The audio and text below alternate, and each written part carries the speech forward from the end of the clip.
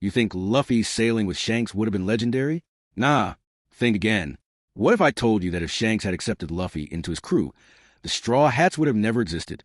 And worse, every single one of them would have suffered a tragic fate. Imagine if Shanks had accepted Luffy into his crew. It sounds like every One Piece fan's dream, right? Luffy sailing with the red-haired pirates, learning from legends, growing even stronger. But in reality, it would have been a nightmare, because without Luffy forming the Straw Hats, every single one of them would have been doomed. Let's break it down step by step. Let's start with Sanji, trapped in the Bartai forever. No Luffy means no fight with Don Krieg, no push to follow his dreams. He stays a cook, never setting foot on the Grand Line. And the worst part? His family would have eventually found him. Without Luffy to give him a reason to resist, Judge would force him to marry Pudding, and Big Mom would eventually have him killed. Nami, she's stuck under Arlong forever. Without Luffy to shatter Arlong Park, she never gets her freedom.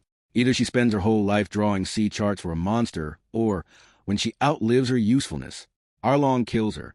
And if that doesn't happen, the Marines would eventually come for Arlong, and we all know what happens when the world government gets involved. They wouldn't just take out Arlong. They'd wipe out Kokoyashi Village too. Nami's story ends in tragedy, no matter what. And Brook? Still lost at sea. No Luffy means no one to find the Rumbar Pirates' last survivor. No reunion with Laboon. No redemption. Just an eternity of loneliness in the Florian Triangle. A ghost ship drifting to the fog forever. Zoro? He wouldn't have made it past Shellstown. No Luffy means no one to stand up against Captain Morgan. Instead of becoming the world's greatest swordsman, he would have been executed right then and there. And even if he somehow escaped his goal of challenging Mihawk, impossible. The only reason Mihawk acknowledged him was because of his fight with Luffy. Without the Straw Hats, Zoro's dream dies before it even begins. Robin? Still working under Crocodile, still being hunted, still living in fear.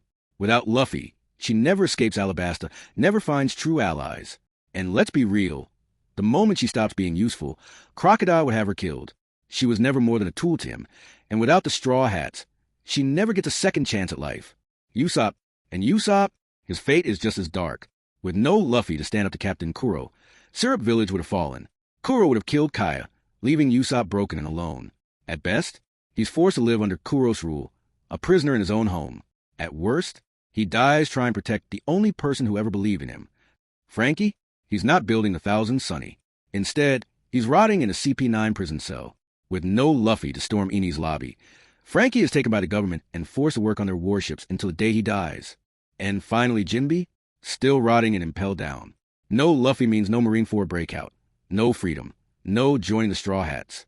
He'd spend the rest of his life in a dark cell, another warrior crushed by the system he once fought to change. So tell me, does it still sound like a good idea for Luffy to have joined Shanks? If he had, the world wouldn't have gotten a Pirate King. It would have lost 9 dreams, 9 legends, 9 lives that would never have been saved. Luffy didn't just chase his dream. He saved his Nakama from a fate worse than death. So next time someone says Luffy should have sailed with Shanks, ask them this. Would you trade the Straw Hats for that? And don't forget to check out our Hinata X Kageyama drop.